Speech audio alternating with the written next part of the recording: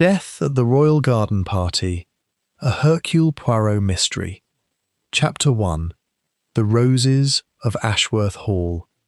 The midsummer sun lay golden over the lawns of Ashworth Hall, gilding the rose beds and striking sparks from the crystal glasses arranged upon the long trestle tables beneath the striped marquee.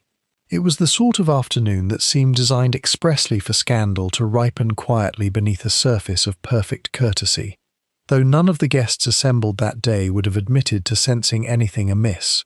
Bunting fluttered between the elms, a string quartet tuned its instruments near the sundial, and Sir Reginald Ashworth, 3rd Baronet of a line grown considerably thinner in fortune than in pride, stood upon the terrace steps, surveying his guests with the strained smile of a man calculating, behind his eyes, precisely how much this splendid afternoon was costing him. The occasion was the annual midsummer fete in aid of the Restoration Fund for the Church of St. Aldhelm, an event which had, over the 11 years of its existence, become rather more a display of county society than a fundraiser, though the vicar's wife, Mrs. Agatha Blythe, would have bristled at the suggestion. She moved now among the guests with a ledger tucked beneath her arm and an expression of fierce benevolence, directing the placement of the raffle table with the precision of a field marshal. Lady Miriam Ashworth, pale and lovely in dove-grey silk despite the warmth of the day, presided over the tea-urn with the practised serenity of a woman who had learned long ago to arrange her face into pleasantness, regardless of what lay beneath it. She was some years her husband's junior, and there were those among the older guests who remembered, or claimed to remember, a summer many years past, when her name had been linked, quietly, and only ever in whispers behind fans, with a young man of considerable charm and no fortune whatsoever. That young man, grown now into something harder and more polished, stood at this moment near the rose arbour, resplendent in a cream linen suit that had certainly not been purchased in the county town. Mr. Julian Pemberton Hayes had made, in the intervening years, a considerable fortune as an art dealer and patron of restoration causes.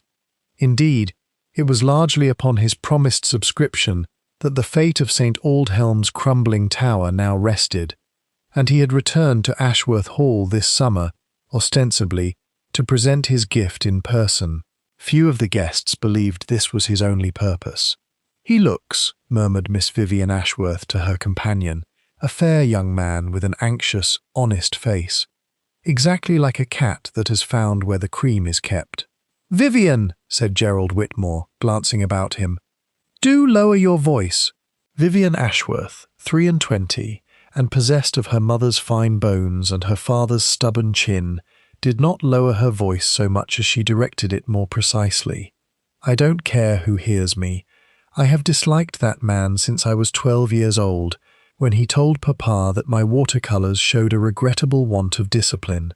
I have disliked him considerably more since yesterday evening." Gerald's anxious face grew more anxious still. What happened yesterday evening? But Vivian, catching sight of her mother's eye across the lawn, said only, "Never mind, not here," and moved away toward the croquet lawn, leaving Gerald to stare after her with the particular helplessness of a man who suspects he is engaged to a woman carrying a secret too large for comfort. Elsewhere upon the lawn, other currents moved beneath the placid surface. Colonel Rupert Vane, a heavy, weathered man, with the too hearty laugh of one perpetually a fortnight from ruin, was in close and low conversation with Pemberton Hayes near the yew hedge, and though a passing guest might have taken the exchange for pleasantries between old comrades, the Colonel's knuckles, gripping his cane, had gone quite white. Nearer the house, Dr. Alistair Finch, the family's physician for these 20 years, a spare, grey, watchful man, stood a little apart from the gaiety, a glass of lemon cordial untouched in his hand, his gaze resting upon Pemberton Hayes with an expression that, had anyone troubled to notice it, might have given them considerable pause. Beside him, Miss Edith Carow, who served as Pemberton Hayes's private secretary and had accompanied him from London, dabbed at her brow with a handkerchief and consulted her wristwatch with what seemed, to the doctor at least, an unusual frequency. "You are not enjoying the feat, Miss Carrow?" the doctor inquired. "I have a great deal on my mind, Dr. Finch." She attempted a smile. "Mr. Pemberton Hayes is to make his announcement at 4:30, the restoration subscription. He has asked me to have the papers ready. How efficient of you." "I try to be." Something flickered behind her eyes.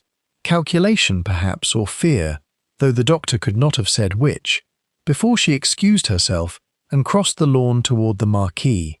At 4 o'clock precisely, by the church clock visible above the yew hedge, Sir Reginald called for quiet and announced, in a voice that strove for warmth and achieved only strain, that Mr. Pemberton Hayes would shortly say a few words regarding his generous benefaction to the Restoration Fund. There was scattered applause.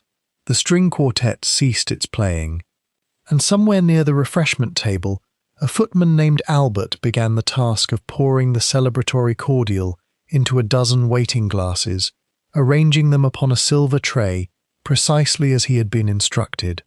A small, unremarkable act that would, within the hour, become the single most important fact in the entire affair, though not one person present, on that warm and golden afternoon, had the smallest notion of it. Chapter 2. The Silver Tray. The half-hour struck, and Mr. Julian Pemberton Hayes did not rise to make his speech. He was found, some 10 minutes later, slumped in the wicker chair beneath the cedar tree, where he had withdrawn, so it was assumed, to compose his thoughts before addressing the assembly. His face, ordinarily ruddy with good living, had taken on a curious bluish pallor about the lips. His cordial glass lay shattered upon the flagstones beside him, its contents already soaking dark into the moss between the stones. It was Miss Carrow who found him, and her scream brought half the fete running across the lawn in a most undignified scramble of morning coats and summer frocks. Dr. Finch reached him within moments. Before we continue, a quick message for every mystery lover. If you're enjoying this story, you'll love the Baker Street Library, my collection of exclusive detective mystery ebooks available only in ebook format. Download instantly and enjoy your next investigation anytime. You'll find the link in the description, the pinned comment, and the channel description. Now, let's get back to the mystery. And required only the briefest examination to pronounce, in a voice of professional calm that did not entirely conceal an undertone of something else, that Mr. Pemberton Hayes was dead. "His heart, poor fellow," said Sir Reginald, whose relief at this explanation was so palpable that Colonel Vane, standing near, shot him a look of open contempt. "The excitement of the day, the heat." "I do not think," said Dr. Finch slowly, "that this was his heart, Sir Reginald. Not in the sense you mean." A silence fell over the little knot of guests gathered beneath the cedar, a silence broken only by the ridiculous, cheerful strains of the string quartet, who had not yet been told to stop, sawing away at a waltz somewhere beyond the hedge. "What do you mean?" Lady Miriam's voice, when it came, was very quiet. Dr. Finch knelt again beside the body, examining the dead man's lips, the pupils of his open eyes, the faint tremor still visible in the stiffening fingers. "I mean," he said, "that I have seen these signs before, and I do not like them. Sir Reginald, I think we had better send for the police. And no one," he added, rising and looking about him with sudden sharpness, "is to touch that glass, or that tray, or anything upon this table, until they arrive." It was Miss Carrow, white-faced and shaking, who voiced the question already forming in every mind. Surely you cannot mean that someone—" "I mean," said Dr. Finch, "that Mr. Pemberton Hayes's symptoms are entirely consistent with poisoning by a cardiac glycoside, digitalis, or something very like it, and that such a substance does not commonly find its way into a glass of lemon cordial by accident." The words fell upon the summer afternoon like a stone into still water, and the ripples of them would not cease spreading for a very long time to come. Constable Hobbs arrived within the half-hour, cycling up the drive with his helmet askew, and an expression of a man wholly unprepared for the gravity of what awaited him. He took one look at the body, at the assembled and increasingly agitated guests, and at the shattered glass upon the flagstones, and telephoned at once to the county police at Market Ledbury, who in turn, recognising that a death of this delicacy, involving as it did a baronet's household and a wealthy London financier, required more than local resources, telephoned to a colleague in the city, who happened to know that a certain retired Belgian detective of considerable reputation was, by curious coincidence, taking the summer air not 4 miles distant, as the guest of Sir Reginald's own second cousin. That detective, upon receiving the telephone call shortly after 6 o'clock that evening, listened with his head tilted slightly to one side, his fingers steepled before him, and his magnificent moustaches twitching with what might, in a lesser man, have been called excitement, though Hercule Poirot himself would have termed it merely the stirring of ordered curiosity. "A poisoning," he murmured, when the inspector on the telephone had finished, "at a garden party, amid roses and lemon cordial and the playing of string quartets. But of course, mon ami, I shall come at once. There is nothing," he added almost to himself as he replaced the receiver, "so dangerous as a summer afternoon in the English countryside. Behind every rose a thorn, behind every smile a secret. It is, I think, going to be a most interesting little problem." Chapter 3. A Small Grey Gentleman. Inspector Japp, for it was that old friend and sparring partner who had, by fortunate chance, been the very man telephoned from Market Ledbury, and who had motored down within the hour, delighted at the prospect of a case that would remove him from London's summer heat, met Poirot at the gates of Ashworth Hall a little after 8 o'clock that evening. "Well, Poirot, here's a rum business for you," said Japp, mopping his brow with a large handkerchief. "Wealthy art fellow, poisoned in the middle of a church fete, if you please, with half the county looking on, and nobody seeing a blessed thing. Digitalis in his cordial glass, near as the doctor can tell. Proper post-mortem will confirm it. But Finch seems in no doubt. And the devil of it is, any one of a dozen people might have put it there.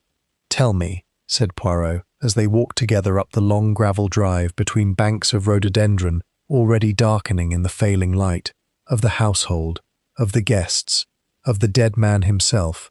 "I find, my friend, that in matters of this kind, the poison is very rarely the true mystery. The true mystery is always the human heart." Japp, who had heard variations of this pronouncement from Poirot on a dozen previous occasions, and had learned that patience generally repaid itself, obliged with a summary as they walked. Sir Reginald Ashworth, baronet, master of a fine house, and an estate mortgaged rather more heavily than the county suspected.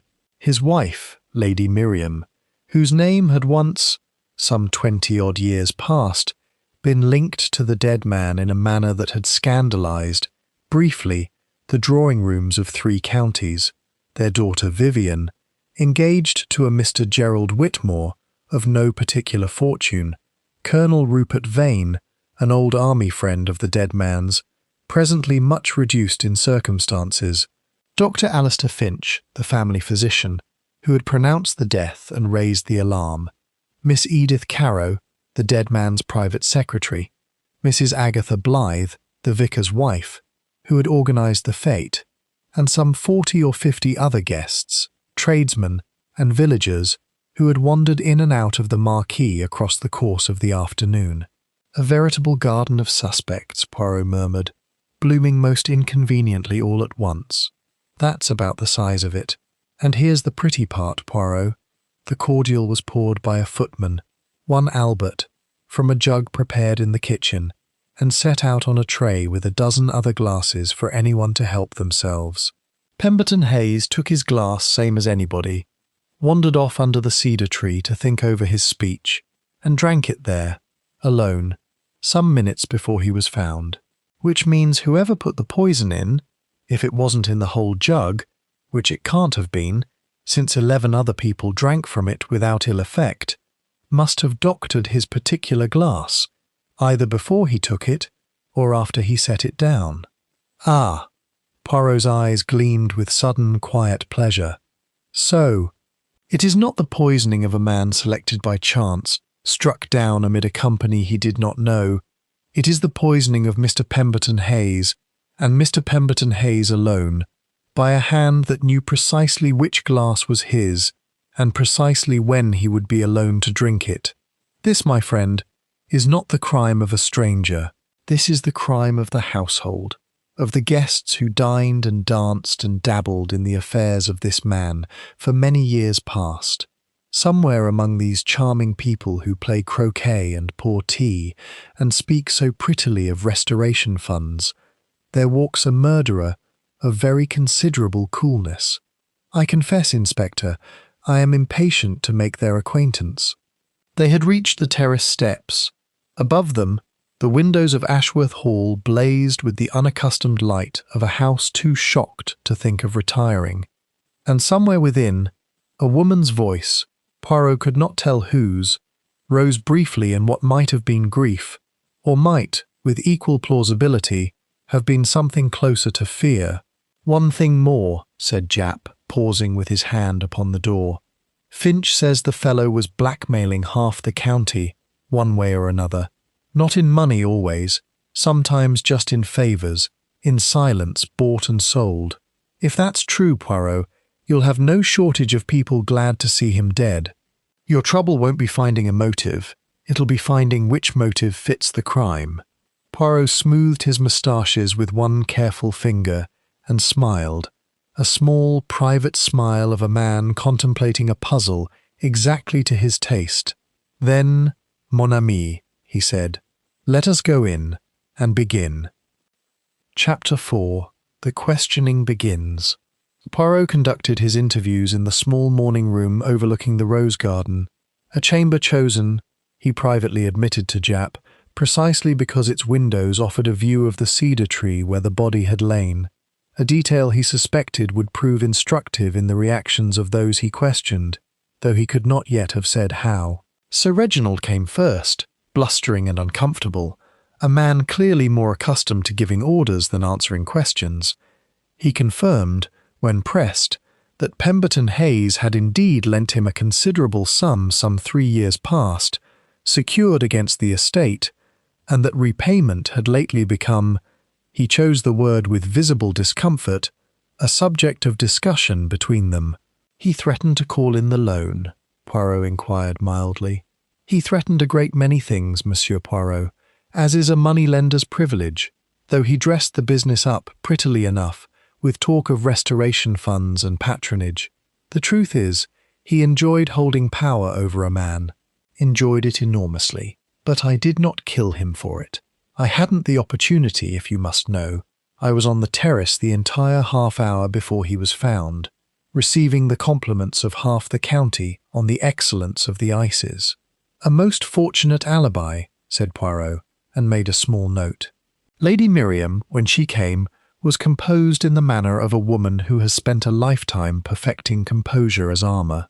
"Yes," she admitted.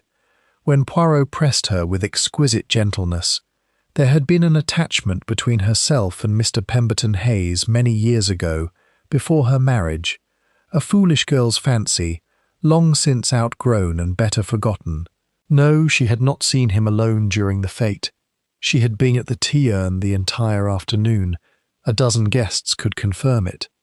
"And yet," said Poirot, watching her closely, "he returned to Ashworth Hall this summer. Why, madame, after so many years of absence?" Something moved behind Lady Miriam's carefully arranged features, there and gone so swiftly that a lesser observer might have missed it entirely. "For the Restoration Fund, monsieur, as he told everyone." "Everyone believes it," Poirot agreed pleasantly, "which is not quite the same thing as its being true. But we shall return to this, madame. I am a patient man." Colonel Vane proved a harder subject, bluff, defensive, inclined to bluster his way past Poirot's quieter questions, until, cornered upon the matter of a conversation observed near the yew hedge, he admitted at last, with the air of a man conceding ground under fire, that Pemberton Hayes had lent him money against certain gambling debts some years past, and had lately grown impatient for its return.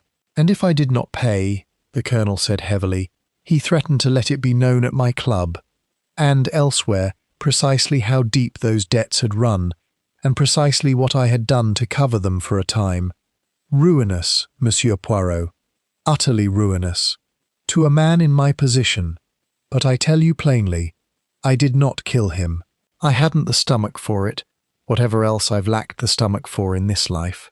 Dr. Finch, when his turn came, answered with the careful precision of a professional man accustomed to giving evidence, volunteering nothing beyond what was asked, his grey eyes steady upon Poirot throughout. He confirmed his medical opinion regarding the cause of death, noted with clinical exactness the symptoms he had observed, and stated, when Poirot inquired as to his own relations with the deceased, that he had known Pemberton Hayes only slightly, through the family, and held no particular opinion of him one way or the other.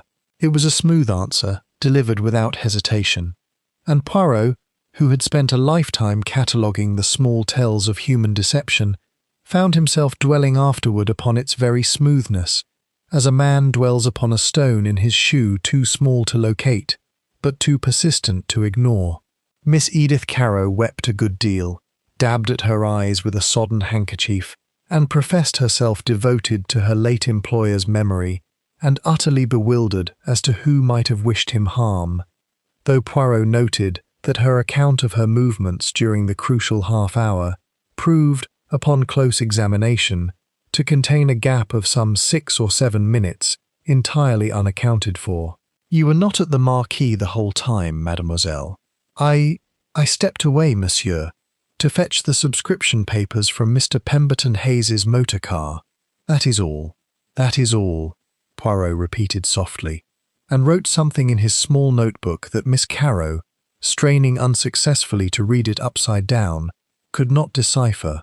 By the time the last guest had been dismissed and the morning room fell quiet, Poirot sat alone for some minutes, his fingers steepled, his dark eyes fixed upon nothing in particular, turning over in his mind the small glittering fragments of contradiction he had gathered, a gap of minutes here, a smoothness of answer there, a flicker behind composed eyes, as a jeweller turns a stone before the light, searching for the flaw that will, eventually, split it wide open. Chapter 5. The Obvious Culprit. By the following morning, the village of Lower Ashworth had settled, with the swiftness peculiar to small communities confronted by scandal, upon its favoured candidate for the gallows, Colonel Rupert Vane. The reasoning, insofar as it could be called reasoning, ran thus. The Colonel was known to be in debt. The Colonel had been observed in heated conversation with the dead man mere hours before his death. The Colonel had, by his own admission, faced ruin should Pemberton Hayes carry out his threats. And the Colonel, moreover, possessed precisely the sort of bluff, weathered, faintly disreputable appearance that village imagination readily cast as villainous. Constable Hobbs, canvassing opinion at the Green Man that evening, reported to Japp with some satisfaction that public sentiment had all but convicted the man already. Japp, inclined by long habit to trust the plainest explanation, found himself half persuaded. He had motive enough, Poirot, and by his own account he was near the cedar tree not 20 minutes before the body was found. Say he slipped something into the glass then, and made himself scarce. It is possible, Poirot conceded, though something in his tone suggested the concession cost him little. But consider, my friend, the manner of the man. The Colonel does not strike me as one who plans with subtlety. He is angry, yes. He blusters, yes. But the poisoning of a single glass, timed with such precision that the victim drinks it alone, unobserved, some minutes later, this requires a coolness, a patience, that sits uneasily with the Colonel's temperament as I have observed it. Murderers don't always fit their crimes tidily, you know. No, Poirot agreed. But they very often do, and it is a foolish detective who discards the tidiness merely because it is convenient to do so. I prefer, Inspector, to look a little further before I permit the village of Lower Ashworth to hang a man upon the strength of his bad temper and his bad debts. He proceeded that afternoon to the cedar tree itself, where he spent the better part of an hour upon his hands and knees among the flagstones and the moss, to the considerable bemusement of the gardener, a taciturn man named Thomas Reed, who had been trimming the yew hedge nearby on the fatal afternoon, and who eyed the small, immaculate Belgian gentleman crawling about his flower beds with open suspicion. "You saw a great deal from your hedge, I think, monsieur," Poirot observed, without looking up from his examination of the ground. Reed said nothing for a long moment. Then, "I saw the footman set the tray down on the sideboard table by the marquee entrance, round about 4:20. I saw Mr. Pemberton Hayes take his glass off it a few minutes after, walked off with it toward the cedar, same as he always did when he wanted quiet before a speech. And I saw—" He stopped. "You saw," Poirot prompted gently, rising at last and brushing the moss from his knees with an expression of faint distaste. "Someone approached that tray, perhaps, in the minutes between?" The gardener's weathered face closed like a door. "I saw a good many people come and go, sir. It weren't my business to count them." "But you did count them all the same," Poirot said, with the particular gentleness he reserved for witnesses he suspected of withholding rather more than they revealed. "A man who tends a garden with the care you tend this one does not fail to notice what passes through it. I think, Monsieur Reed, that you saw something upon that afternoon which troubles you a good deal more than you have yet admitted, perhaps because you do not wish to accuse a person you have known and, in your way, respected for many years." For a moment it seemed the gardener would speak, then his jaw set, and he returned to his hedge clipping with the finality of a man who has decided, for reasons of his own, that silence is the safer course. Poirot did not press him further, not yet. He returned instead to the sideboard table near the marquee entrance, examining its position with care, near enough to the drive that a person might approach it from several directions, unobserved by the main body of guests upon the lawn, shadowed, at that hour of the afternoon, by the marquis's own awning. And situated, he noted with particular interest, no more than a dozen paces from the small side door that led, by a short interior passage, directly into Sir Reginald's study, and from thence, by a second door, into the corridor outside Dr. Finch's temporary consulting room, set aside for the fate in case of sunstroke or minor mishap among the guests. "How very convenient," Poirot murmured to himself, "for anyone possessing a certain small brown bottle, and a need to be private with it for the space of a minute or two." He returned to the house with the settled, quiet satisfaction of a man who has not yet solved his puzzle, but has begun, at last, to see the shape it will eventually take. Chapter 6. The Matter of the Glass. It was Japp 2 mornings later who brought Poirot the report from the police surgeon, and it was this report, dry, technical, and to any ordinary reader entirely unremarkable, that furnished Poirot with the single thread upon which, in time, the whole tapestry of the case would come to hang. "Digitalis poisoning confirmed," Japp read aloud, seating himself heavily in the morning room's best armchair. "Dose considerably in excess of any therapeutic amount. Enough, the surgeon says, to stop a healthy man's heart within 20 minutes to half an hour of ingestion, given in a single draught. And here's your interesting bit, Poirot. Traces of the stuff were found in the dregs of the broken glass, right enough, but the surgeon says the concentration was uneven, stronger, if you follow me, at what would have been the bottom of the glass than what would have been nearer the rim." Poirot's eyes had taken on the particular brightness Japp had learned, across 2 decades of acquaintance, to associate with genuine intellectual pleasure. "Uneven," he repeated softly. "Now that, my friend, is very interesting indeed. If the poison had been introduced into the jug of cordial in the kitchen, stirred, presumably, throughout the whole, we should expect an even concentration, as unpleasant a fate for 11 innocent guests as for Monsieur Pemberton Hayes. but an uneven concentration, heavier at the base of the glass. This suggests the poison was introduced directly into his glass, and moreover, that it was introduced as a concentrated preparation, perhaps in liquid form from a dropper or small vial, added after the cordial itself and not thoroughly stirred into it, which fits with the glass being doctored after it was poured, not before, said Japp. Same as we already reckoned. It fits with a great deal more than that, Inspector.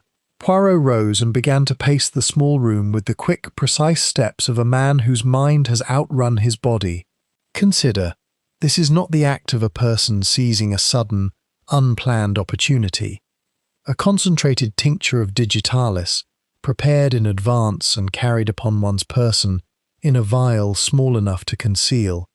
This speaks of premeditation, of a plan formed perhaps days or even weeks before the fate itself. And it speaks, moreover, of a person with some knowledge, some genuine, practical knowledge, of how such a preparation might be made, and in what quantity it would prove fatal. You're thinking of Finch. I am thinking, Poirot said carefully, that digitalis is derived from the foxglove, which grows, I noticed it myself, walking in the grounds yesterday evening, in considerable abundance along the border of the kitchen garden, not 80 yards from this very house. I am thinking that any person of moderate botanical knowledge and a modest acquaintance with the principles of extraction, knowledge no more advanced than one might find in a standard text of pharmacology, could, with patience, have prepared such a tincture without any assistance from an apothecary's shop, where a purchase might so easily be traced and remembered. And I am thinking, Inspector, that this rather narrows our field of candidates, though it does not, I confess, narrow it quite so far as to leave us only the good doctor. He paused by the window, looking out at the cedar tree, dark now with the peculiar melancholy such places acquire, once they have become the setting of tragedy. Sir Reginald, he continued slowly, manages the estate accounts, and would very likely know the grounds and gardens as well as any gardener. Lady Miriam, I am told, is herself something of an amateur botanist. Mrs. Blythe mentioned to me, quite without prompting, that her ladyship maintains an excellent herbarium and has read a good deal upon the subject of poisonous plants, though purely, she assures me, from an artistic interest in their illustration. Colonel Vane, I think, we may set a little to one side, for I do not believe him a man of scientific patience. And Miss Carrow, Poirot's brow furrowed slightly. Miss Carrow I have not yet placed to my satisfaction. She is clever, that one, and frightened, and I do not yet know whether her fright springs from guilt or merely from proximity to a murder she had no hand in. So we're no further along than a list of names who might have known how to brew the stuff. On the contrary, mon ami, we are a very great deal further along than that. Poirot turned from the window, his expression suddenly sharp and satisfied. We have established that this was no crime of passion, seized upon in a moment's heat. It was planned, prepared, and executed with a coolness that chills me rather more than the poison itself. And a person capable of such coolness, Inspector, does not commit their crime and then behave as though nothing has happened. No, such a person watches and waits and calculates still, even now, how best to direct our suspicions elsewhere. I think, therefore, that our murderer has already begun to lay a second trail beside the first, a trail meant for us to follow directly to the Colonel's door. And I think, my friend, that it is time we discovered precisely how that second trail was laid, and by whose hand. Chapter 7. Secrets Beneath the Surface.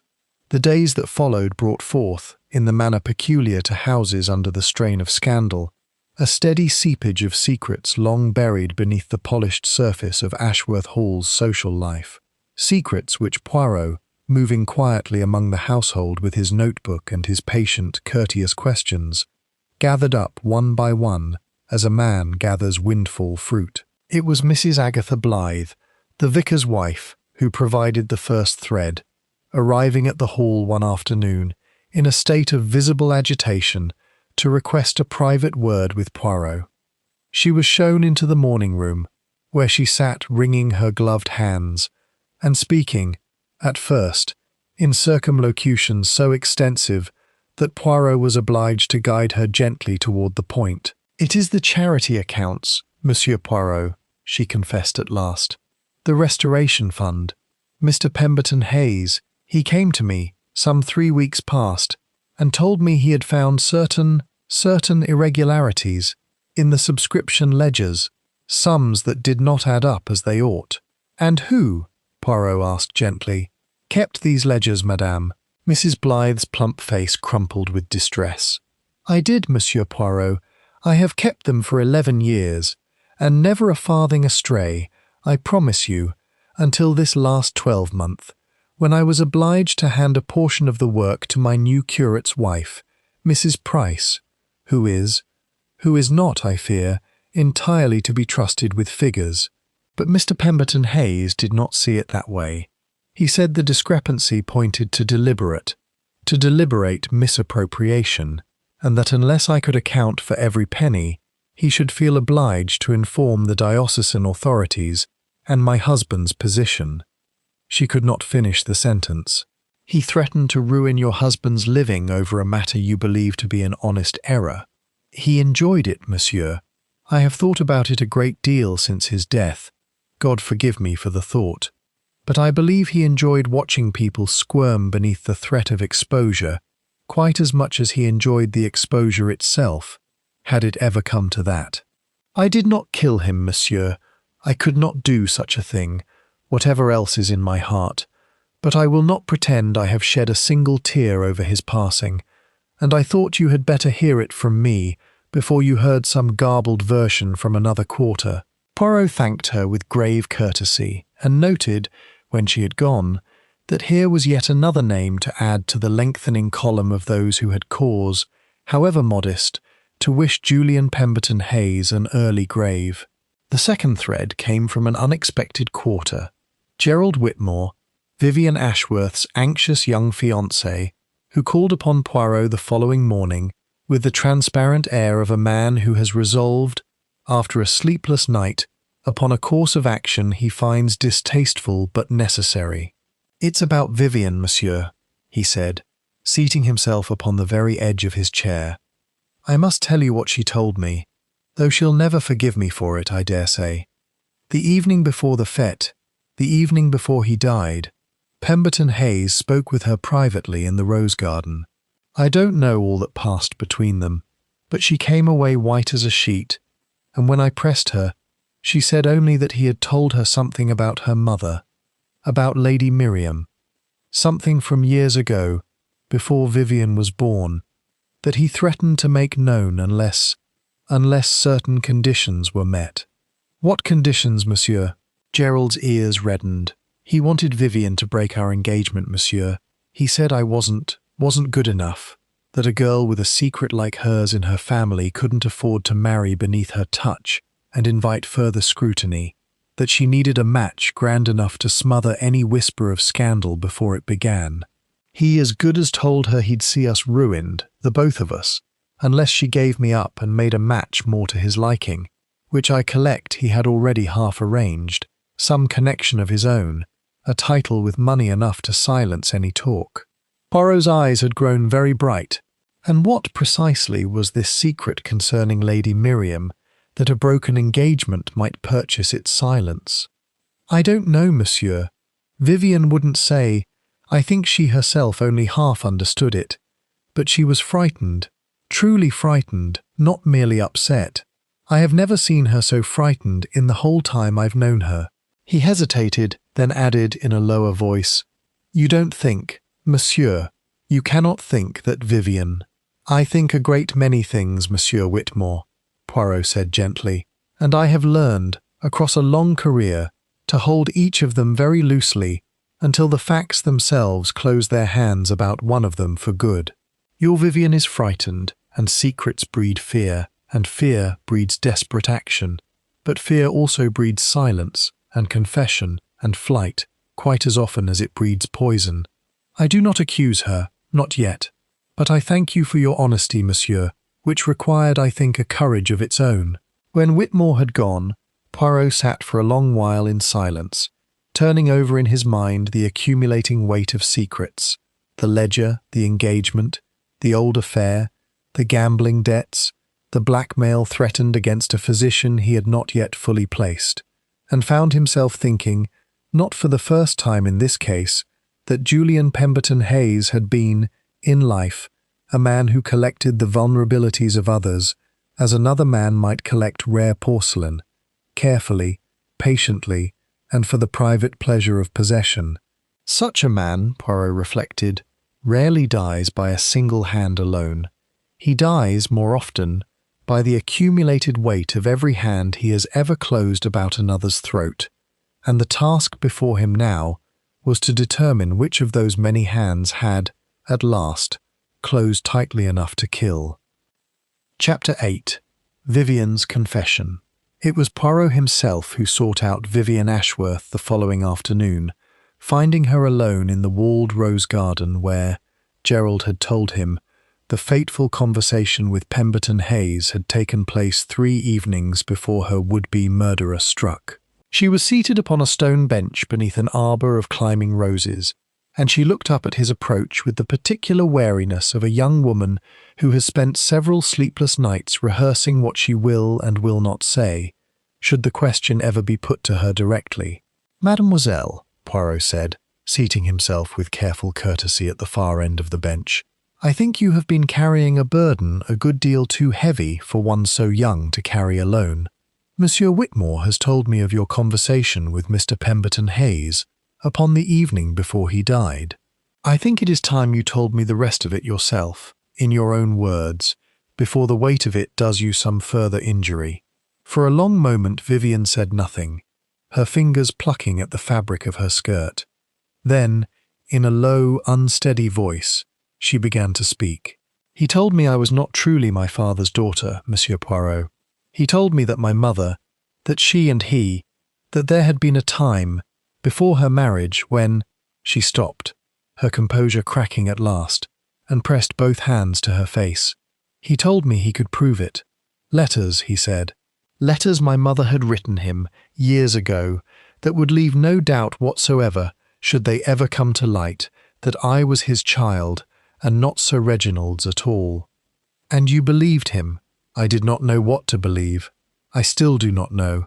But he said—" She drew a shaking breath. "He said that if it were true, then I had no right to the Ashworth name, no right to inherit, no right to marry Gerald and drag him into a scandal that would ruin us both when it broke. And he promised me it would break, monsieur, unless I did precisely as he asked. He wanted me to give up Gerald. He had someone else in mind for me, a connection of his own, a man I had met perhaps twice in my life, with a title and a fortune large enough, he said, to purchase silence for 100 scandals, let alone one small enough to be his own natural daughter, making a grand match instead of a foolish one. And what did you say to him, mademoiselle, upon that evening in this very garden?" Vivian's chin lifted, and for a moment Poirot saw, quite clearly, the stubbornness she had inherited from Sir Reginald, whether or not she had inherited anything else from him besides. "I told him I did not believe a word of it, and that even if it were true, I would rather be a poor man's natural daughter than his puppet for a single hour longer. I told him to publish his letters and be damned to him, and then I walked away, and I did not speak to him again, not once, before he died." "You did not perhaps think of a more permanent method of silencing him?" The question, delivered with Poirot's habitual gentleness, nonetheless struck its mark. Vivian went very white, then flushed with sudden anger. "I thought of it, monsieur, if you must know the truth. I lay awake that whole night, thinking of every dreadful thing I might do to him. But thinking is not doing, and I give you my word, for whatever it is worth to you, that I never went near that cordial, and I never touched him, and I would rather have gone on enduring his threats forever than have done what was actually done to him beneath that cedar tree. I am not that sort of person, Monsieur Poirot, whatever else I might have wished, in my very worst moments, upon a man who had made himself my enemy." Poirot studied her for a long moment. The pale, honest face, the trembling hands now stilled by an effort of will, the eyes that met his own, without flinching, even as they glistened with unshed tears, and found himself, against the strict discipline of his professional caution, largely inclined to believe her. "One thing more, mademoiselle, and then I shall leave you to your roses. Your mother, does she know what he told you? Have you spoken to her of this?" Vivian shook her head slowly. "I could not bring myself to ask her, monsieur. I am not certain I want to know the truth of it, not really. Is that very cowardly of me?" "No, mademoiselle," Poirot said gently, rising from the bench. "I think it is only human, but I fear, before this matter is concluded, you may find the truth arrives at your door, regardless of whether you have gone looking for it. It is the nature of murder, mademoiselle, that it drags every buried thing up into the light, whether we will it or no." He left her there among the roses, her face turned once more toward the middle distance, and made his way back toward the house with a new and troubling thought turning over in his mind. For if Lady Miriam's old secret had been known to Pemberton Hayes, and used by him as a weapon against her daughter, then who else might that same secret, wielded with equal ruthlessness, have been used against? Chapter 9. The Doctor's Ledger. It was a small thing, in the end, that first roused Poirot's fuller suspicion of Dr. Alistair Finch, smaller, even, than the uneven concentration of poison in the shattered glass, smaller than the doctor's carefully smooth answers upon their first interview. It was a matter of a single word, spoken and then swiftly retracted, during a second and ostensibly casual conversation Poirot engineered with the doctor over a glass of sherry in the Hall's library some 5 days after the murder. They had been speaking, at Poirot's gentle direction, of digitalis itself, its therapeutic properties, its dangers, the delicacy required in prescribing it for patients with weak hearts. Dr. Finch had spoken with the easy authority of his profession, until Poirot, watching him closely, remarked, as though merely making conversation, "It is curious, is it not, how a substance so valuable in careful hands becomes so deadly in careless ones? I understand your own brother, Doctor, was himself a man of some medical training before his unfortunate misfortune." The doctor's glass, halfway to his lips, stopped quite still. "I don't know what you mean, Monsieur Poirot. I have no brother." "Forgive me," Poirot said mildly. "I had understood otherwise. I must have been misinformed." But he had not been misinformed at all. The remark had been a deliberate cast into deep water, based upon nothing more than a chance remark let fall by old Mrs. Blythe regarding poor Dr. Finch's family troubles, years back, before he came to us. And the doctor's too swift, too flat denial told Poirot a great deal more than an honest answer would have done. He telegraphed that same evening to a contact in London, a man who owed Poirot a debt of gratitude from an affair some years past, involving a matter of forged securities, and asked him to make certain discreet inquiries regarding the family history of Dr. Alistair Finch, presently of Lower Ashworth, and most particularly regarding any brother, deceased or otherwise, who might once have shared his profession. The answer came back within 2 days, and it confirmed what Poirot had, by then, already half suspected. Dr. Finch had indeed possessed a younger brother, one Dr. Edmund Finch, a promising young physician who had, some 15 years past, invested the whole of his modest savings, together with a considerable sum borrowed against his professional reputation, in a mining venture in South Africa upon the enthusiastic recommendation of a young art dealer and financier of his acquaintance, one Julian Pemberton Hayes, who had himself taken a substantial commission for arranging the investment, and had, moreover, quietly withdrawn his own funds from the venture some weeks before its catastrophic collapse, a collapse he must, Poirot reasoned, have had some private intimation was coming. Edmund Finch, ruined and disgraced, his professional reputation shattered by the scandal of the failed investment and the debts he could not repay, had taken his own life within the year, leaving behind a widow, two small children, and an elder brother who had, from that day forward, nursed a grief that had curdled, slowly and silently across 15 years, into something considerably darker. "So," said Japp, when Poirot laid this intelligence before him, "we've got our motive, and a strong one. Revenge for the brother, 15 years cold but no less bitter for the waiting, and the medical knowledge to prepare the poison, and the professional standing to be present at the fête, with a legitimate excuse to carry a small bag of instruments and preparations without anyone thinking twice about it. And more than this," Poirot added quietly, "I have learned, from Mrs. Blythe, that Dr. Finch was himself among those whom Pemberton Hayes had lately begun to press, not for money, for the doctor has little enough of that, but for something he valued rather more highly.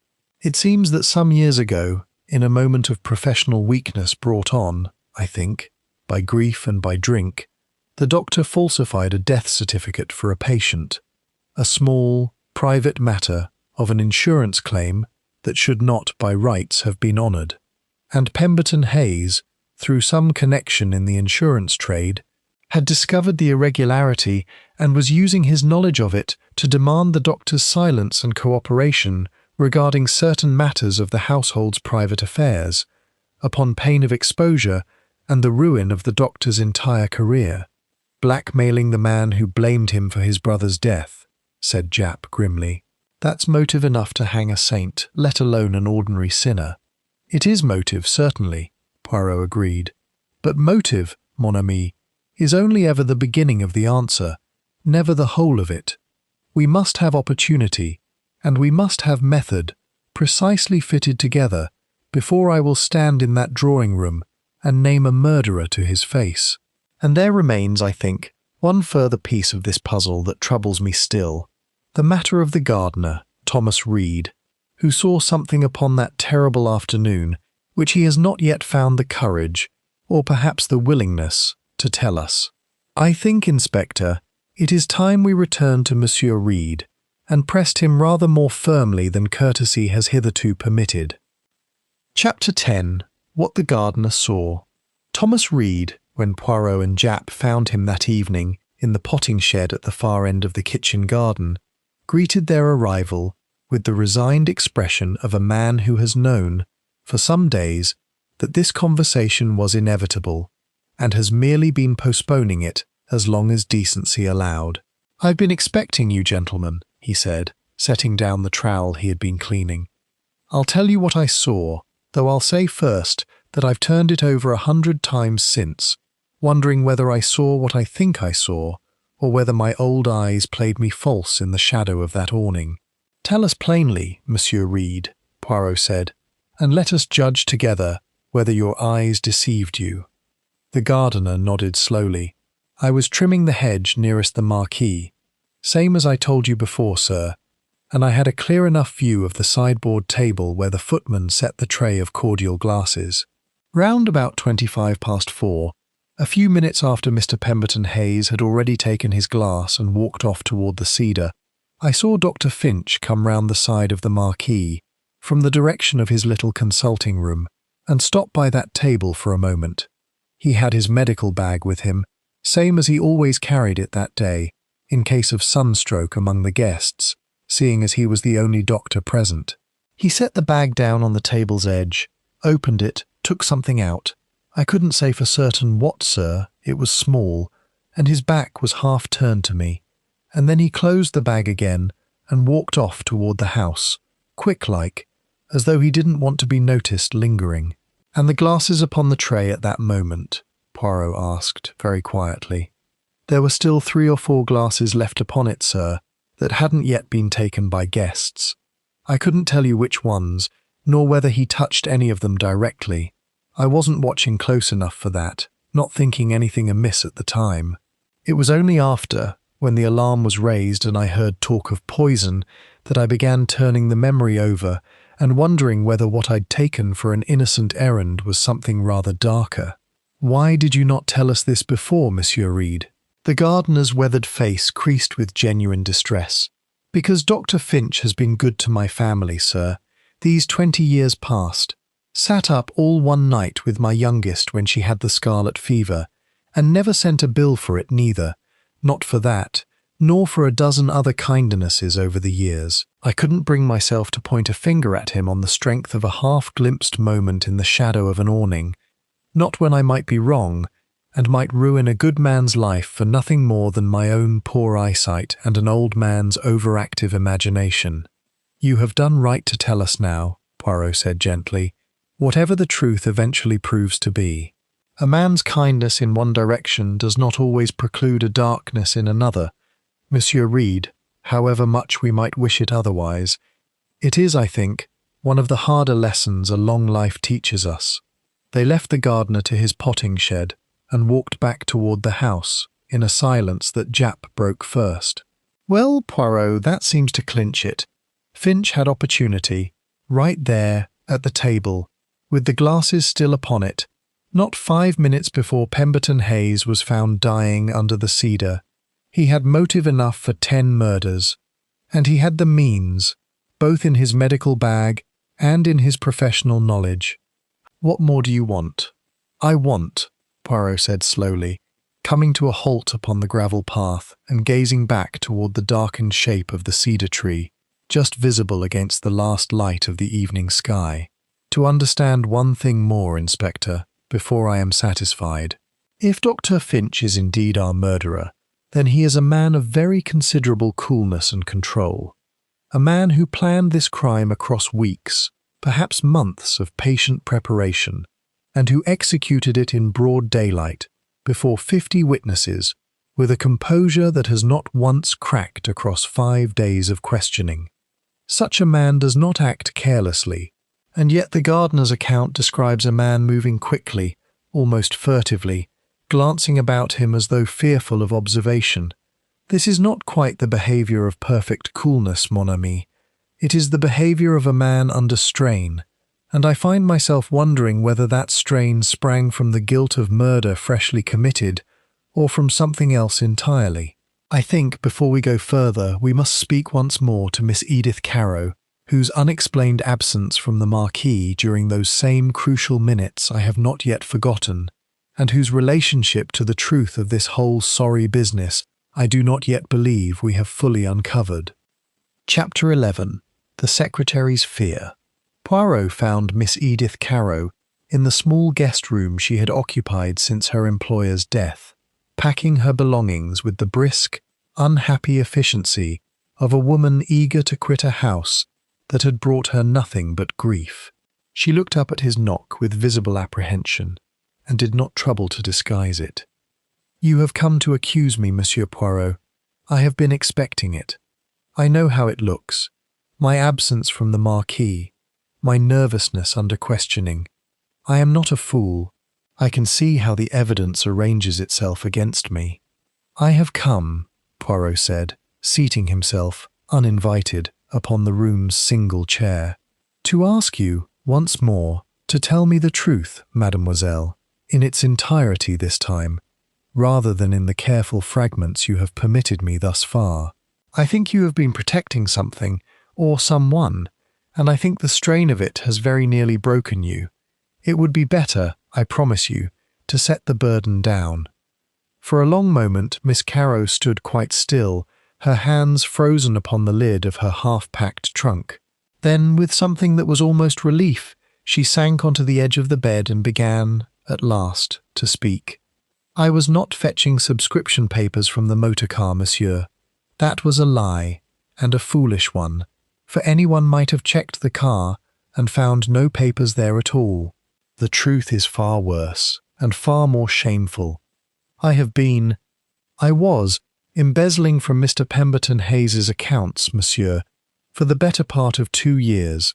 Small sums at first, hardly noticeable, to cover debts of my own, that I am too ashamed to detail to you now.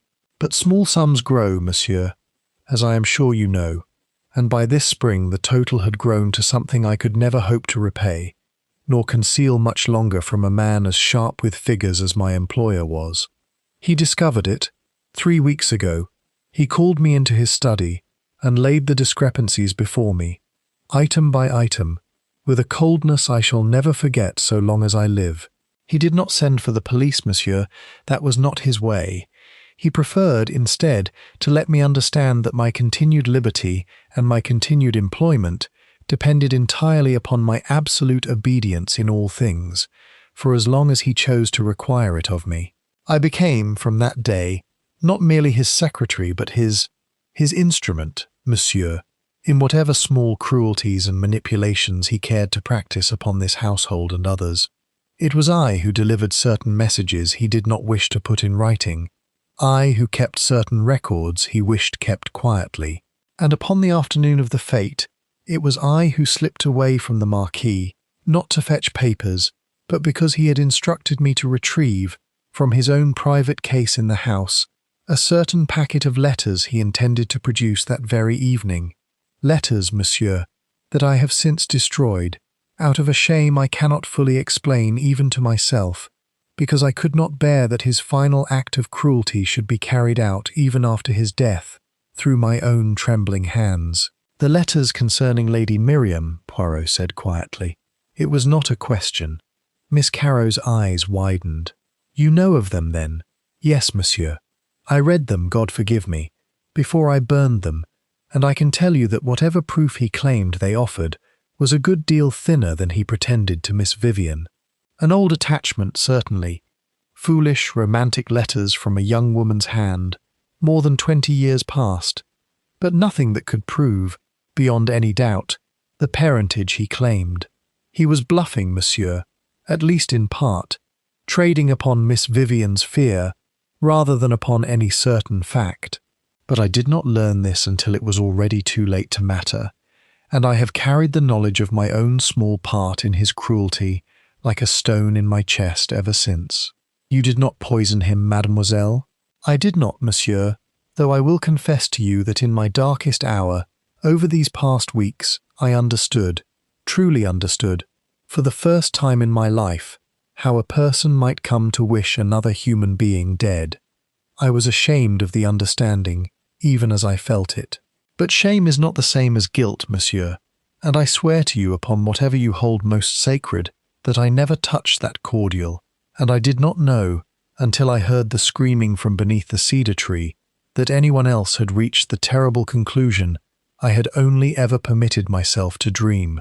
Poirot studied her for a long moment, the tear-streaked face, the trembling hands, the exhaustion of a woman who had carried too many secrets for too long, and rose at last with a small, grave bow.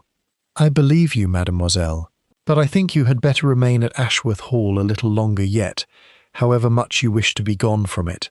I have not finished with this case, and I suspect, before I have, that your evidence, freely and honestly given, at last, will prove a good deal more valuable than you presently imagine. Chapter 12. Lady Miriam's Truth. It remained only, Poirot reflected as he made his way from Miss Carrow's room, to speak with Lady Miriam herself, and it was she, in the event, who sought him out first, finding him in the library that same evening, with the air of a woman who has resolved, at last, upon confession before it can be forced from her by other hands. I understand, Monsieur Poirot, she said, closing the door softly behind her, that you have spoken with my daughter and with Miss Carrow, and that between them you have learned a good deal of what I have spent more than 20 years concealing. I think it is time I told you the truth myself, rather than permit you to assemble it from fragments and guesses.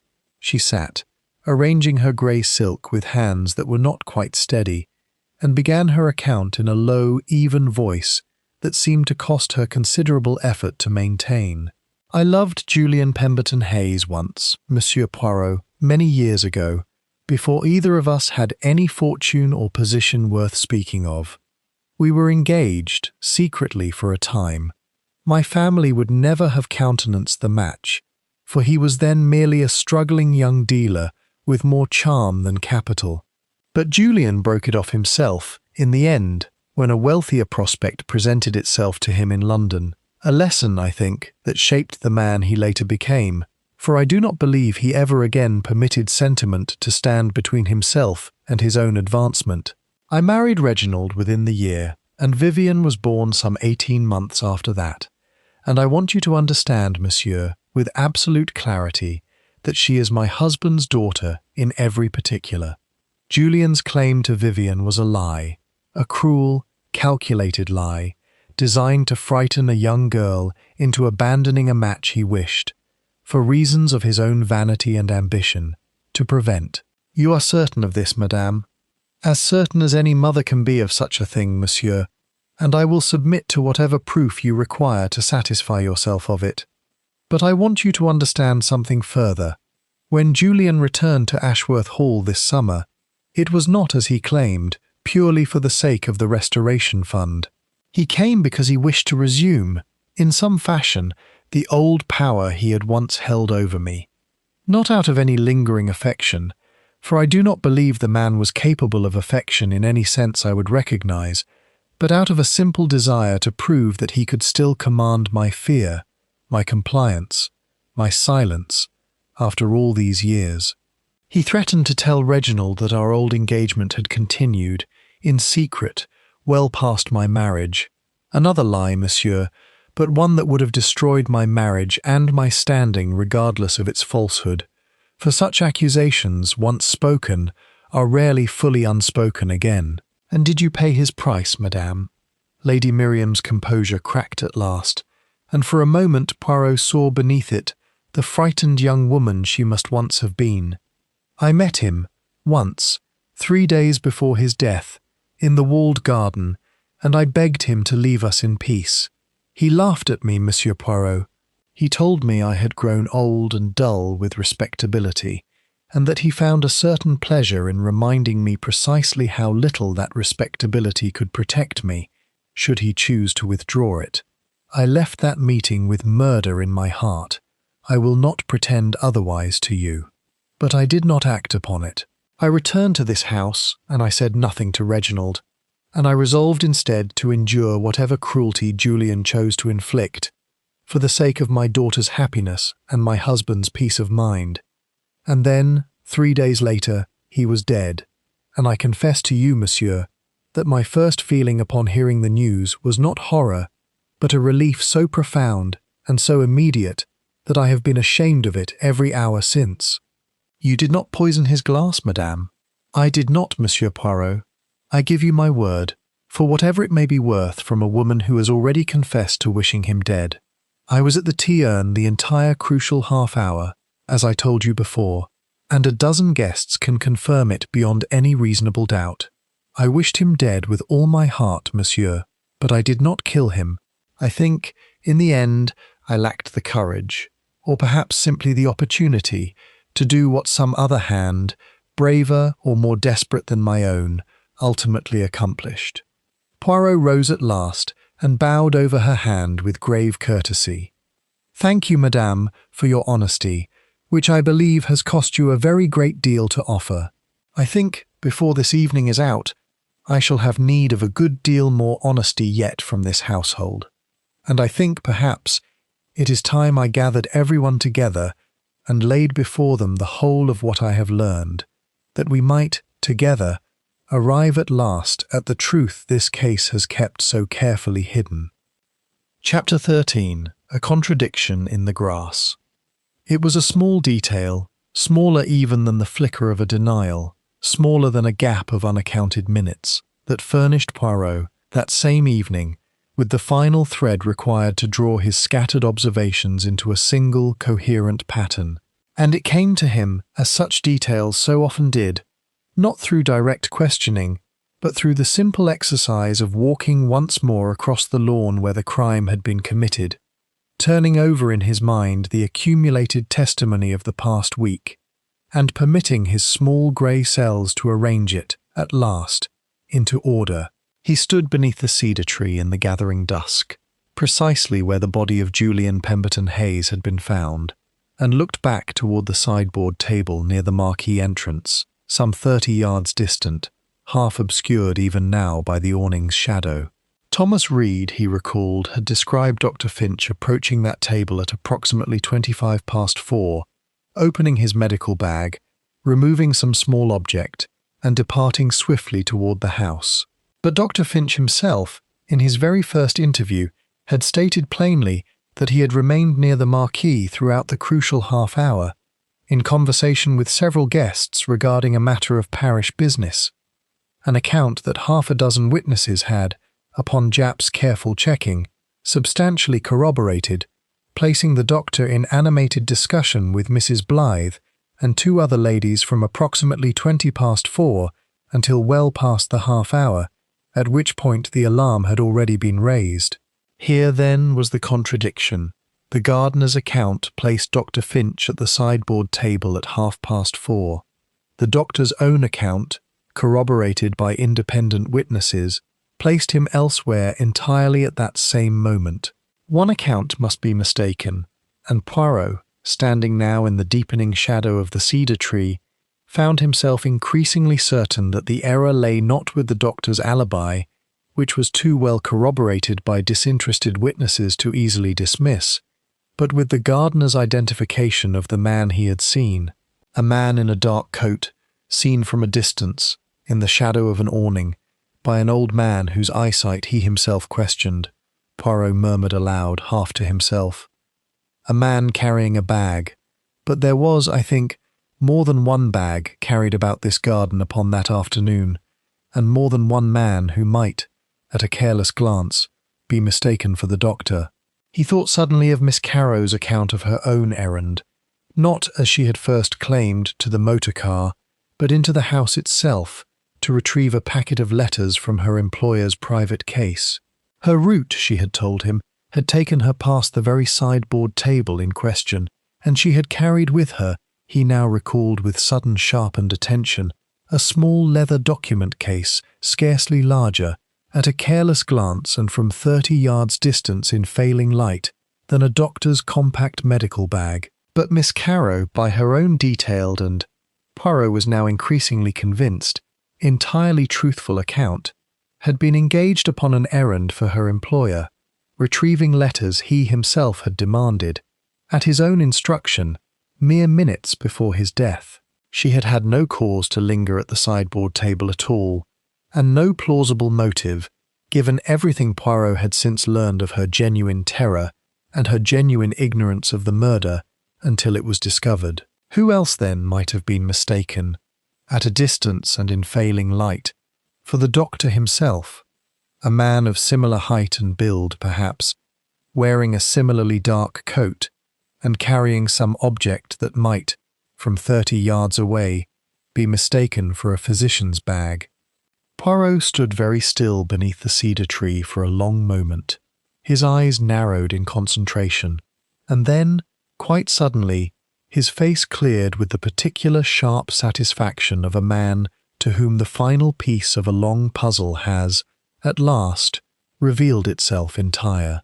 "Mon Dieu," he said softly, to the empty garden.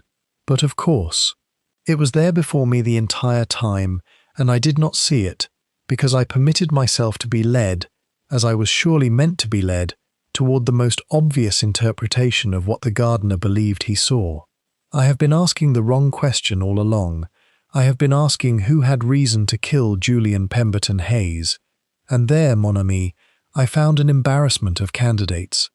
But I should have asked, from the very beginning, who possessed not merely the motive, but the very particular opportunity to appear, however briefly and however mistakenly, in the doctor's own likeness, and who had, moreover, the coldest and most patient temperament of anyone in this entire unhappy household. He turned and walked swiftly back toward the house, his mind already composing the careful sequence of revelations he would lay, within the hour, before the assembled company of Ashworth Hall, for he had seen, at last, the whole shape of the crime, and he had no intention of permitting its architect another night's untroubled sleep.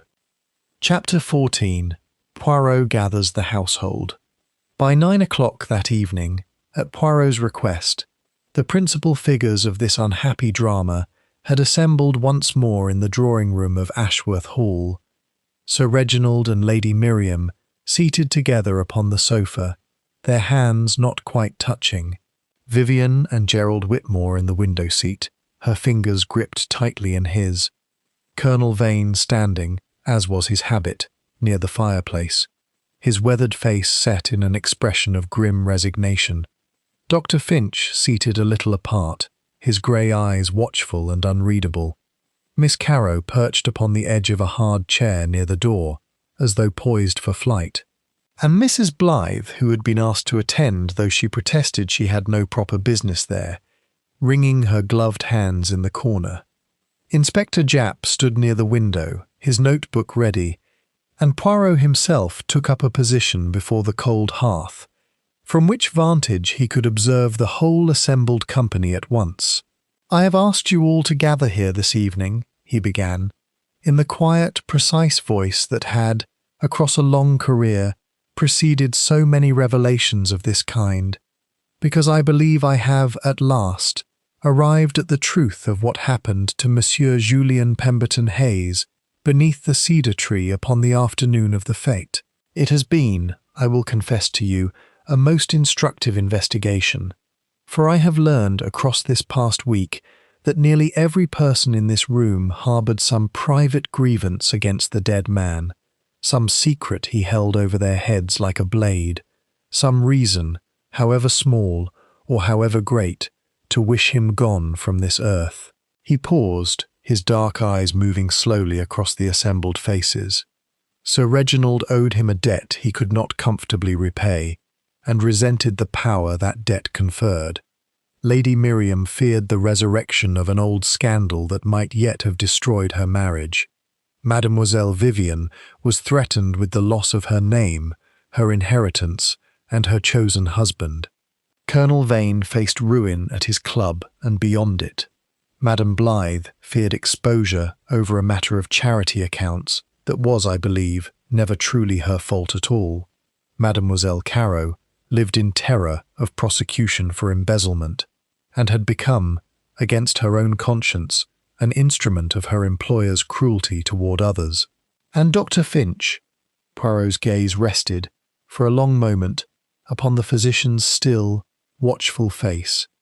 Dr. Finch carried a grief 15 years old, for a brother ruined and driven to his death by the very man who returned, all these years later, to threaten him with fresh exposure and fresh ruin. The room had gone very quiet. Somewhere in the hall beyond, a clock ticked with what seemed, in the silence, an unnatural loudness. A garden, mesdames et messieurs, positively overflowing with motive, Poirot continued.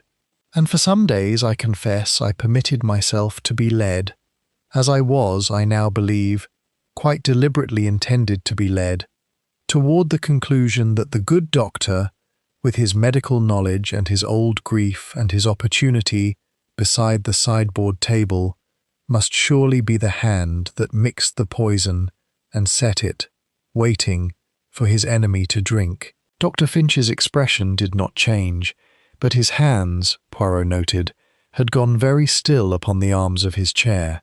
"But I have learned, across a long career, mon ami, that the most convenient explanation is very often the one a clever murderer has taken the greatest care to construct. And when I asked myself who, in this household, possessed not merely a motive, and not merely some passing acquaintance with poison, but the very particular, very cold, very patient temperament required to plan a murder across weeks of preparation and execute it in broad daylight before 50 witnesses, without once betraying themselves by so much as a tremor, when I asked myself that question, mesdames et messieurs, I found that my answer pointed not toward the man everyone had been so carefully encouraged to suspect, but toward someone standing very much closer to the heart of this household, and very much more skilled at the art of appearing, in all things, entirely beyond reproach. He turned, slowly, and let his gaze come to rest at last upon the one face in the room that had, throughout this entire recitation, remained composed to the point of stillness, a composure that Poirot had, over the course of a long and difficult week, come at last to recognize not as innocence, but as its most dangerous, and practiced imitation. "I think," he said quietly, "it is time we spoke, quite plainly, of Miss Edith Caro." A gasp ran round the room. Miss Caro herself had gone white as chalk, half rising from her chair. "Monsieur Poirot, I swear to you—" "Sit down, mademoiselle, and permit me to finish," Poirot said, not unkindly. "For I do not believe, in the end, that you are the murderer of Julian Pemberton Hayes. I believe you are something rather more unfortunate, a witness who has been, from the very beginning of this investigation, too frightened of her own past sins to tell me the one fact that would have unravelled this entire mystery a good deal sooner.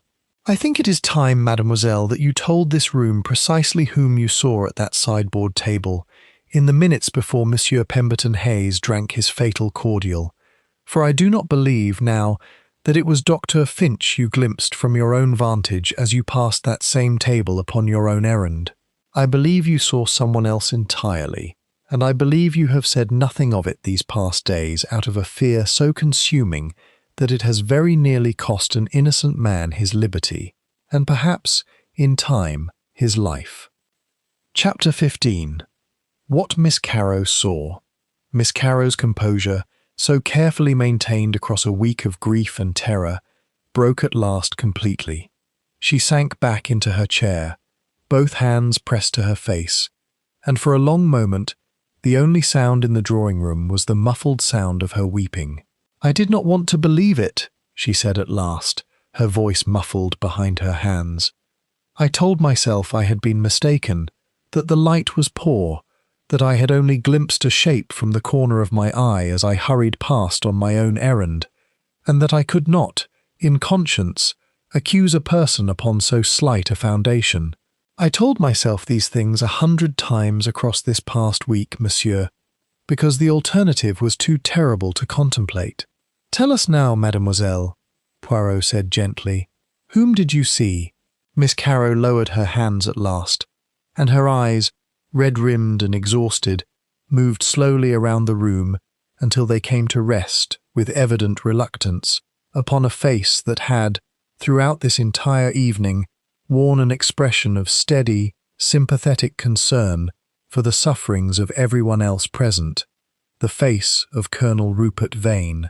"I saw the colonel, monsieur, standing beside the sideboard table, with something small held in his hand. I thought, at the time, it was merely his pocket flask, for I know he carries one, and I thought nothing of it beyond a passing, uncharitable thought that he might be fortifying himself before facing Mr. Pemberton Hayes again. He was there and gone in a moment, monsieur, and I would have thought no more of it at all, except that afterward, when I learned how Mr. Pemberton Hayes had died, I could not stop thinking of that small dark object in the colonel's hand, and wondering whether it had truly been a flask at all." Every eye in the room turned toward Colonel Vane, who had gone, in the space of these few sentences, from ruddy to ashen, his hand tightening upon the mantelpiece until his knuckles showed white. "This is monstrous," he began, his voice unsteady. "I have already told the inspector I was near that table. I never denied it, but I never touched the cordial, never." "I do not think," Poirot said quietly, cutting through the colonel's protest with gentle but absolute firmness, "that you administered the poison at the sideboard table at all, Colonel Vane. I think, in fact, that the true method of this murder has eluded us for so long, precisely because we have all been looking, from the very first, in the wrong direction entirely, searching for the moment the poison entered the glass, when we ought, instead, to have been asking a rather different question. Where, precisely, had that concentrated tincture of digitalis been prepared and carried, in the days and hours before the fate began at all?" He turned slowly to address the whole room once more. "Consider, mesdames et messieurs, the uneven concentration of poison discovered within the shattered glass. Heavier, the police surgeon tells us, at what would have been its base. This detail troubled me from the moment I learned of it, for it did not fit comfortably with the notion of poison introduced hastily, by a passing hand, into a glass already standing upon a crowded table in full view of 50 guests. It fits a great deal more naturally with poison, introduced not into the glass at all, but into the small quantity of cordial remaining in its original vessel. A vessel that might have been prepared and doctored at considerable leisure, in private, well before the tray of glasses was ever carried out to the lawn. He paused, letting the implication settle over the silent room. I asked myself, therefore, who among this household had access, genuine, unquestioned, unremarkable access, to the kitchen of Ashworth Hall in the hours before the fete began, and who might, moreover, possess a particular vessel of their very own, brought from elsewhere, into which a concentrated poison might be measured and prepared without any risk of it being noticed among the general provisions of the kitchen staff. Chapter 16. The Flask. A flask, mesdames et messieurs, Poirot continued, his voice ringing now with the particular clarity of a man delivering the final movement of a long and carefully constructed argument. Colonel Vane's own flask, the very object Mademoiselle Caro glimpsed in his hand beside the sideboard table, and mistook, in the poor light and in her own distraction, for the vessel of the crime itself. But the Colonel's error, and Mademoiselle Caro's error alike, was one of timing rather than of object. For I do not believe the Colonel poisoned the cordial at that table at all. I believe he had already done so, hours before, and that his true purpose beside that table upon the afternoon of the fête was something rather more desperate and rather more human than murder.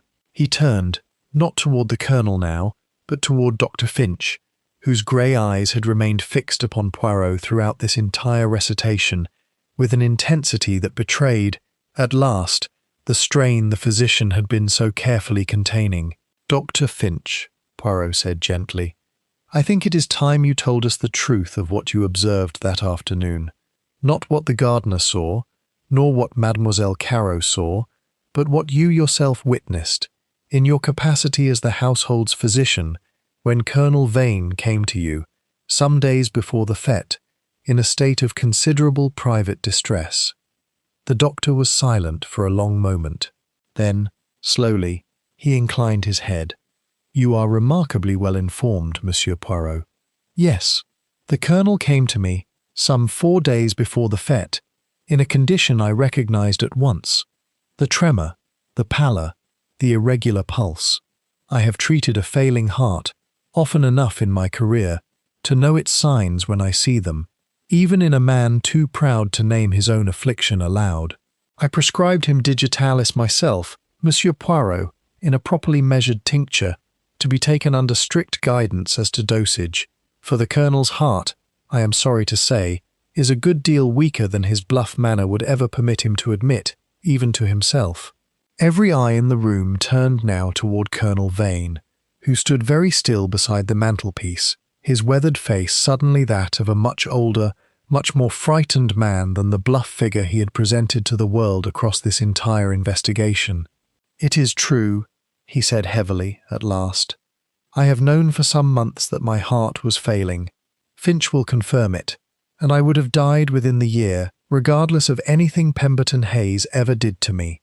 I carried my medicine in my own flask, Monsieur Poirot, as the doctor prescribed, and I confess that upon the afternoon of the fête, in a moment of black despair after my final confrontation with Pemberton Hayes beside the yew hedge, when he told me plainly he intended to expose my debts at the club that very week, ruin and all, regardless of anything further I might offer him, I went to that sideboard table with a thought in my mind so dark I am ashamed to speak it even now.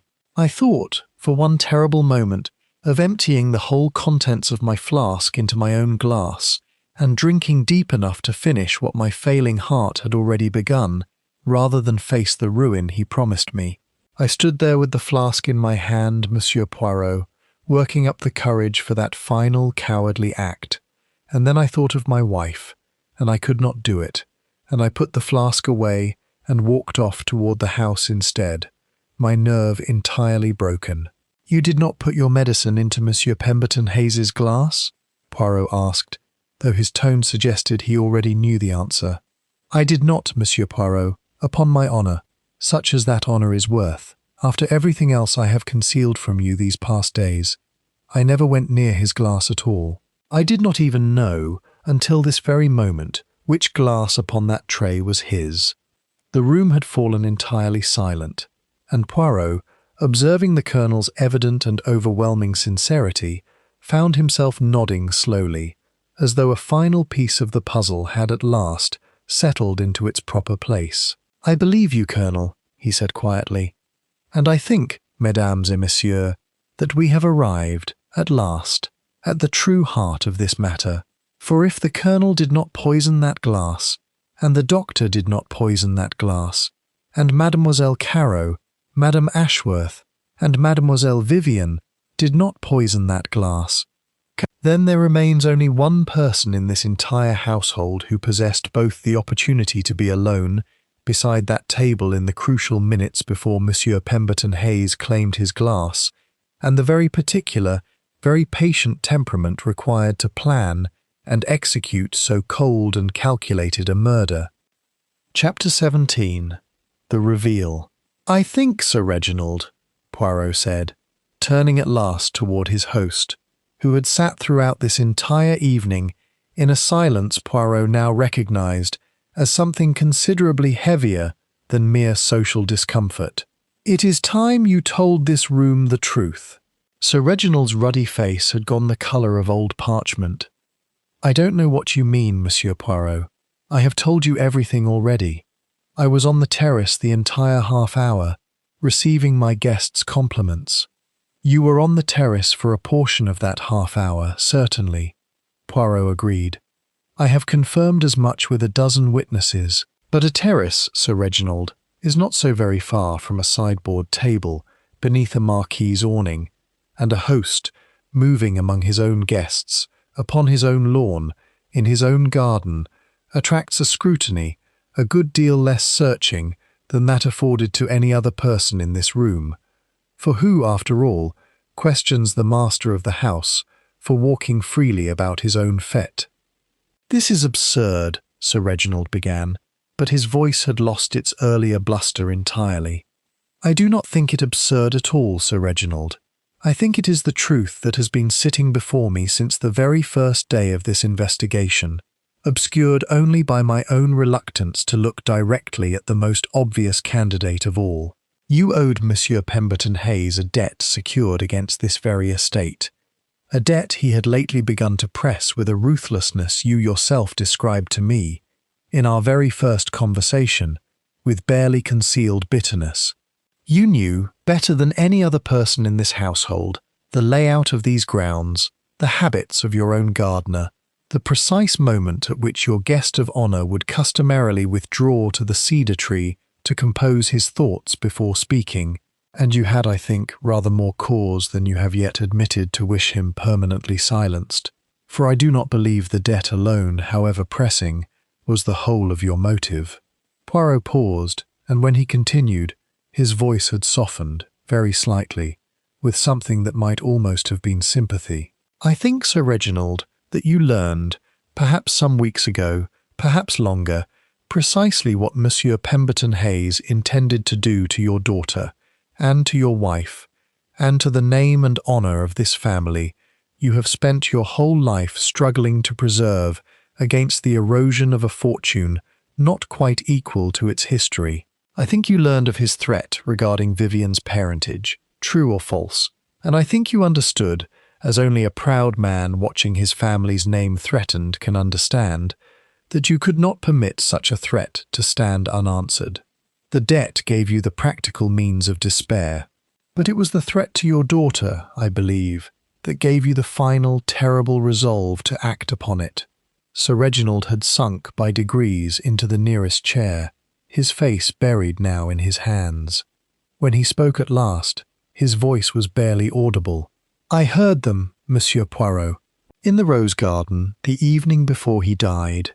I was walking near the hedge, quite by chance, and I heard him tell my Vivian that she was not my daughter at all, and that he would prove it to the world unless she gave up young Whitmore for some connection of his own choosing. I have never in my life felt such rage, monsieur. Not for myself. I did not believe his claim regarding Vivian's parentage for one moment, whatever proof he pretended to hold, for I know my wife, and I know my daughter, and no letter written 20 years past could ever shake that knowledge. But that he should threaten her happiness, her very name, purely for the pleasure of exercising his power over this family, I could not let it stand. I could not. You prepared the poison yourself. I have some small knowledge of chemistry, Monsieur Poirot, from my years at Cambridge, long before I ever expected to inherit this estate and its troubles. I extracted the tincture from foxglove in the kitchen garden over the course of several evenings, working alone in my study after the household had retired.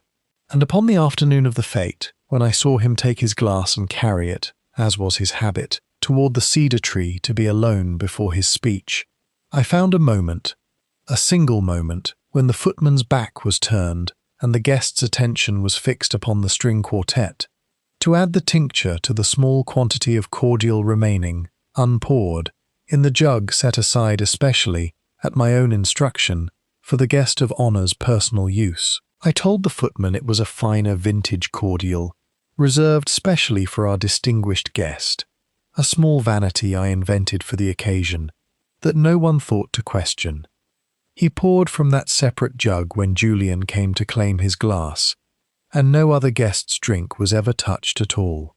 A long silence followed this confession, broken, at last, by Lady Miriam's soft, anguished cry, as she moved instinctively toward her husband's side, her hand upon his shoulder, even as her face showed the full weight of horrified understanding. "I do not regret protecting my daughter, Monsieur Poirot," Sir Reginald said, lifting his head at last to meet the detective's steady gaze. "I regret a great many things about the manner in which I did it, and I will carry that regret to whatever end now awaits me. But I do not regret that Vivian is safe from him, nor that this house need never again fear the sound of his voice at its gates." Chapter 18. Poirot's Reflection. The arrest was made quietly, within the hour, and with a dignity that Poirot afterward remarked to Japp was rather more than the crime, in strict justice, deserved, though rather less, perhaps, than the man's evident anguish had earned him in the private currency of human sympathy. Sir Reginald went with the inspector without protest, pausing only at the drawing-room door to look back once at his wife and daughter, with an expression that Poirot, watching, found himself unable to forget for a long time afterward. It was some hours later, when the household had at last retired, and only Poirot and Japp remained awake in the library, sharing a final quiet drink before the inspector's return to London, that Japp voiced the question that had evidently been troubling him since the revelation in the drawing-room. "You knew all along it wasn't Finch, didn't you, Poirot, even when the gardener's evidence seemed to point straight at him?" "I suspected, mon ami, rather earlier than I permitted myself to be entirely certain," Poirot admitted, turning his glass slowly in his hand. "The gardener's identification troubled me from the first, for old eyes across 30 yards, in the shadow of an awning, are a fragile foundation upon which to build so grave an accusation. And when I learned that Dr. Finch's own account of his whereabouts was corroborated by several independent and disinterested witnesses, I understood that we had, in all likelihood, been looking at the wrong man entirely, a man whose genuine, long-standing grief and genuine, recently renewed motive made him the most obvious candidate, and therefore, I have learned across a long career, very often not the true one at all. But why Sir Reginald? Of everyone in that house he seemed the least likely to me, blustering, ineffectual, more concerned with his ices and his compliments than with anything darker. Poirot smiled faintly. That, Inspector, was precisely his error, and precisely why his crime so nearly succeeded. A man who plays the fool so consistently, across so many days of questioning, invites us to dismiss him as incapable of anything requiring genuine cunning. But consider, who else in that household possessed the freedom to move unremarked about the grounds of his own estate? Who else could arrange, without the smallest suspicion falling upon the arrangement, that a finer vintage of cordial be reserved especially for the guest of honour, poured from a separate jug, that no other guest would ever touch? It was in its way a very simple murder, Inspector, simple in its method, however elaborate the chemistry behind it, and it is very often the simplest crimes, hidden beneath the greatest apparent complexity of motive and suspicion, that prove hardest to see, precisely because we insist upon searching for complexity where none, in the end, exists. And the little grey cells told you it was him in the end. The little grey cells, Poirot said, with the particular satisfaction of a man permitted, at last, to speak plainly of his own methods, told me to set aside every question of motive, for in this case, mon ami, there was motive enough scattered about that household to convict a dozen innocent people twice over, and to ask instead the coldest, simplest question of all: who had the opportunity to control not merely a single glass upon a crowded tray, but the very source from which that glass was filled? Once I asked myself that question. The answer had really nowhere else to hide. Sir Reginald had arranged, with a host's unremarkable authority, the one detail that no other suspect in this case could have arranged at all. And it was that detail, small and easily overlooked, amid the greater drama of blackmail and old scandal and desperate grief, which in the end unmade him.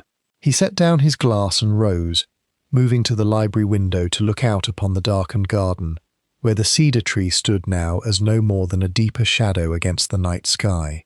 It is always this way, Inspector, in matters of the human heart. We search for monsters, and we find, instead, ordinary people, proud men, frightened women, a father protecting his daughter by the very worst means available to him, pushed by grief, by fear, by love twisted past its proper bounds, into the one act from which there can be no honest return. Julian Pemberton Hayes spent his whole life collecting the vulnerabilities of others, treating them as currency to be spent for his own advantage and amusement. It should not surprise us, perhaps, that in the end, one of those vulnerabilities, a father's love for his daughter, weaponized by grief and pride into something darker than love ought ever to become, proved sharp enough to cut him down.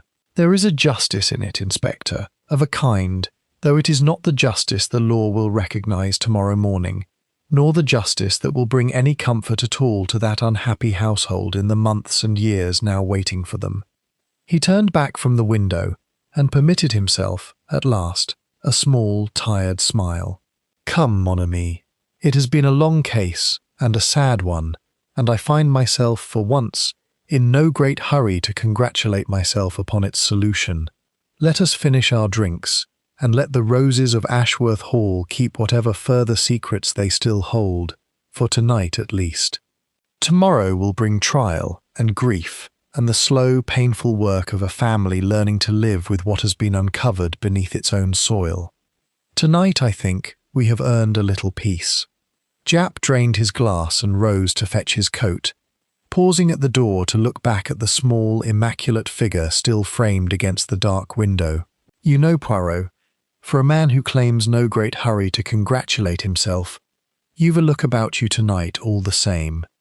Perhaps a very little satisfaction, mon ami, Poirot admitted, though it is tempered, as it always is, by the knowledge of what such satisfaction costs. A murderer is caught, a case is closed. The machinery of justice begins its slow, inevitable turning.